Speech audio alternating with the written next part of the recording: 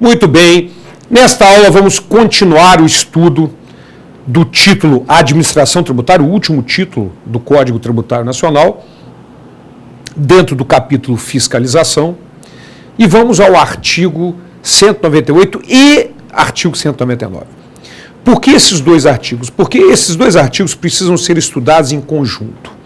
Antes de olharmos o dispositivo, vamos entender, hoje dispositivos, os dois, vamos entender o mens lege, a ideia do legislador.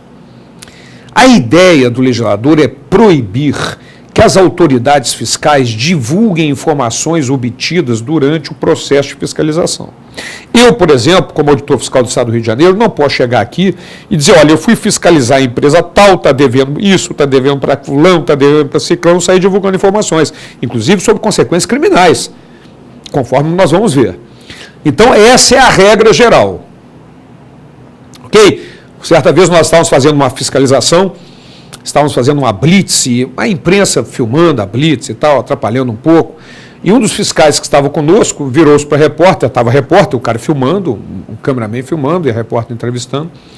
Ele virou-se para a repórter e disse, por que em vez de ficar nos atrapalhando aqui a fiscalização, você não vai entrevistar o fulano de tal, que é um baita de um sonegador e por aí afora?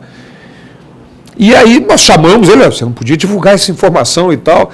E aí ele fez o que podia fazer de pior, se é que havia algo de pior, chamou a repórter e disse, olha, eu não poderia ter dito isso, você, por favor, corte isso da reportagem.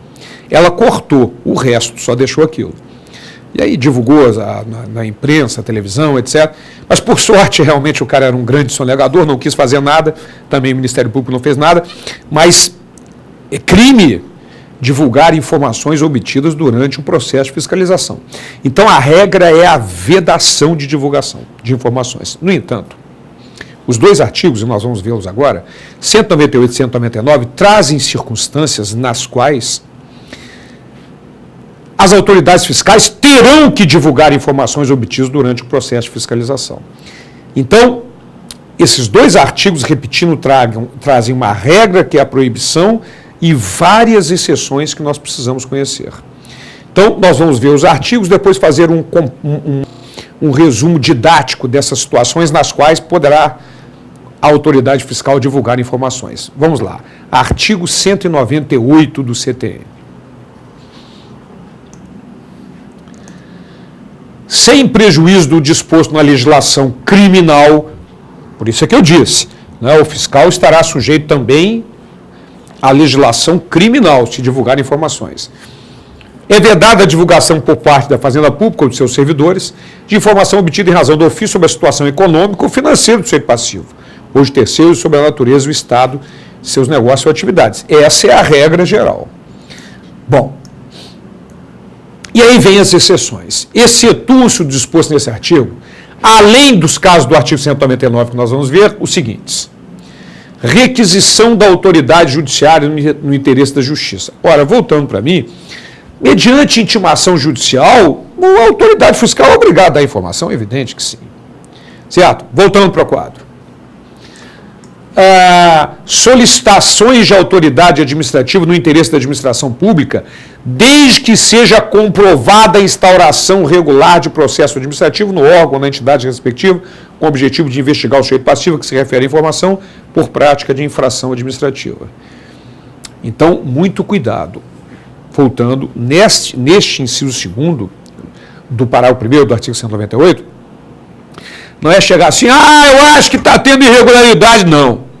Tem que haver um processo administrativo em curso, e aí sim, né, com a justificativa de desenrolar este processo administrativo é que pode ser solicitadas informações e a autoridade terá que divulgar. Ok? Vamos adiante. Parágrafo 2º. O intercâmbio de informação sigilosa no âmbito da administração pública será realizado mediante processo regularmente instaurado, a entrega será feita pessoalmente à autoridade solicitante e, o que é mais importante, mediante recibo que formalize a transferência e assegure a preservação do sigilo. Isso é muito importante. Voltando para mim, então, a autoridade fiscal que receber essas informações será obrigada a manter o sigilo delas naturalmente. Legal? Voltando para o quadro. Parágrafo 3º. Não é vedada a divulgação de informações relativas a representações fiscais para fins penais. O que é isso? Vamos lá, gente. Quando uma autoridade fiscal verifica indícios de crime contra a ordem tributária, ele deverá notificar, fazer uma notícia ao seu chefe, e esse terá que fazer uma representação ao Ministério Público para que o Ministério Público inicie um inquérito contra o contribuinte por prática de crime contra a ordem tributária. Então, informações relativas a este procedimento não são proibidas. Vamos adiante. Inscrições na dívida ativa da Fazenda Pública e parcelamento ou moratória. Então, minha gente, dentro dessas circunstâncias, poderá sim a autoridade divulgar informações obtidas. Ora, antes de olharmos o artigo 199, que traz outras situações nas quais também a autoridade terá que divulgar informações, vamos ver um aspecto jurisprudencial importante com relação ao artigo 198. Vamos lá. De acordo com o STF, a comunicação de possível crime ao Ministério Público não configura afronta ao sigilo fiscal. Vejam que o próprio STF decide pela constitucionalidade do Código Tributário Nacional, no parágrafo do artigo 198, que permite a divulgação de informações para crime contra a ordem tributária. Ok? Bom, mas voltando para mim, eu disse que o artigo 199 trazia outras circunstâncias nas quais as autoridades também terão que divulgar informações obtidas. Então vamos conhecê-las. Vamos lá. A Fazenda Pública da União, dos Estados, do DF e dos municípios prestar-se-ão mutuamente assistência para a fiscalização dos tributos respectivos e permuta de informações, na forma estabelecida em caráter geral específico por lei ou convênio. Então, minha gente, como é que funciona isso? Por exemplo, vocês sabem que a alíquota do ICMS interna da maioria dos estados gira em torno de 18%. E assim também no Rio, 18%, a maioria dos estados, 18%, 19%, enfim, 17%. E a alíquota interestadual é de 12 ou 7 dentro da região, do ICMS fixado pelo Senado Federal. O Senado Federal é que fixa as alíquotas interestaduais do ICMS. Então é muito comum você ver um caminhão saindo, por exemplo, carregado de açúcar, da usina com endereço, por exemplo, a usina do Rio de Janeiro com endereço para o Espírito Santo, porque a alíquota é de 7%, quando vai para o Espírito Santo, e entrega dentro do Estado. Porque se ele emitisse a nota fiscal correta para entregar dentro do Estado, ele pagaria 19%, 18 mais 1 de fundo de pobreza. E para fora só 7%. Então ele tira a nota fiscal para o Espírito Santo, para um estabelecimento do Espírito Santo, e entrega aqui dentro do Rio de Janeiro. Como que você vai verificar uma coisa dessa? Então, havendo convênio com o Estado do Espírito Santo, você pode pedir a fiscalização do Espírito Santo que verifique se aquela empresa destinatária da nota fiscal está realmente recebendo aquele produto ou não, através de troca de informações, desde que autorizado por lei ou convênio. Certo? Vamos adiante. A Fazenda Pública da União, na forma estabelecida em tratados, acordos ou convênios, poderá permutar informações com estados estrangeiros no interesse da arrecadação e da fiscalização dos tributos. Ok? Então, minha gente, a troca de informações com estados estrangeiros. Ora, com isso, nós temos uma visão geral da proibição de divulgar informações pelas autoridades, mas dessas situações nas quais é permitida a divulgação de informações, que na verdade são 5, e agora nós vamos mostrar isso de forma mais didática para você. Ou seja, essas circunstâncias importantíssimas em termos de prova, que são as situações nas quais as autoridades poderão divulgar informações obtidas durante a fiscalização, baseado nesses artigos que acabamos de ver. Então vamos lá, conhecer. Primeira possibilidade, troca de informações. Nos casos de requisição regular pelo Poder Judiciário. Aí não há dúvida. Na troca de informações entre as fazendas públicas, desde que autorizada por lei ou convênio. Troca de informações com estados estrangeiros, desde que autorizado por tratado, acordo ou convênio. Por solicitação da autoridade administrativa, desde que seja comprovada a instalação regular de processo administrativo. E informações relativas a representações para fins penais, inscrição na dívida ativa da Fazenda Pública e parcelamento ou moratória.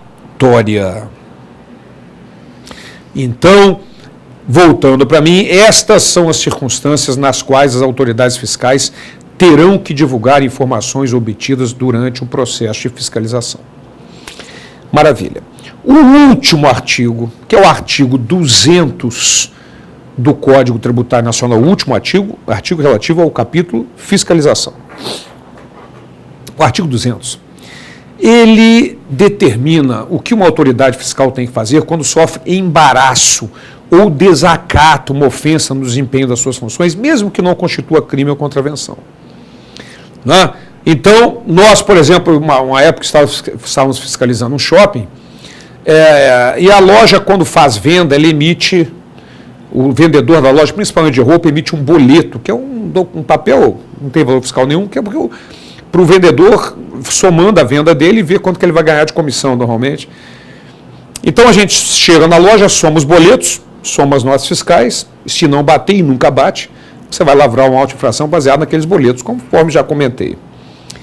E, em certa ocasião, a gente entra como cliente na loja, experimentando e tal, e vê onde que eles estão escondendo os boletos, depois fiscaliza e tal. E uma vez nós descobrimos, botamos os boletos em cima do balcão para fiscalizar, contar aqueles boletos, e a gerente da loja, muito nervosa, pegou um monte de boleto e enfiou dentro da roupa. E depois, se valesse a pena tirar, mas nem isso valia. Ora, o que o fiscal vai fazer numa situação dessa? Um embaraço de ação fiscal. Isso é o que nós vamos ver no artigo 200 do CTN. Vamos lá. Artigo 200 do Código Tributário Nacional. As autoridades administrativas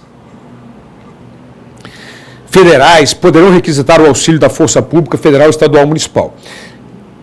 E é lógico que, pelo princípio da simetria, as estaduais municipais também poderão requisitar o auxílio da Força Pública Federal, Estadual, Municipal, e reciprocamente, ou seja, a polícia também pode requisitar a fiscalização. Quando vítimas de embaraço ou desacato no exercício de suas funções, ou quando necessária a efetivação de medida prevista na legislação tributária, ainda que não se configure fato definido em lei como crime ou contravenção. Ora, minha gente, então voltando para mim, não há necessidade do contribuinte chegar com um revólver na sua cabeça, se me fiscalizar, eu te mato, não é isso. Basta um embaraço como essa gerente que botou os boletos dentro da roupa, embaraço de ação fiscal. Não? Causar um desacato, uma ofensa, você pode requisitar o auxílio da Força Pública Federal, Estadual ou Municipal. É lógico que o fiscal nunca é uma figura bem recebida. Opa, chegou um fiscal! Isso em lugar nenhum vai acontecer. Mas todo o desempenho que você vai ter na fiscalização depende da forma como você chega. Não é? Você chega de modo educado, tranquilo, tratando com respeito o contribuinte, e é importante esse aspecto, porque o contribuinte também tem que ser respeitado. E eu vou mostrar agora um dispositivo do Código Penal que vários contribuintes conhecessem, podiam processar fiscais que lhes desrespeitaram. Vamos conhecer esse dispositivo. Artigo 316, crime de excesso de exação. Artigo 316, parágrafo 1º, exigir tributo ou contribuição social que sabe ou deveria saber indevido, ou quando devido, emprega na cobrança meio vexatório ou gravoso que a lei não autorize. Ou seja, ofenda o contribuinte, desrespeite o contribuinte. Reclusão de 3 a 8 anos e multa. Então, minha gente, voltando, olha esse detalhe. O contribuinte tem que respeitar a autoridade fiscal e a autoridade fiscal também respeitar o contribuinte. Então, com esse dispositivo, nós encerramos o capítulo fiscalização dentro do título administração tributária. E na próxima aula continuamos o título Administração Tributária, estudando a questão da dívida ativa tributária. Até lá.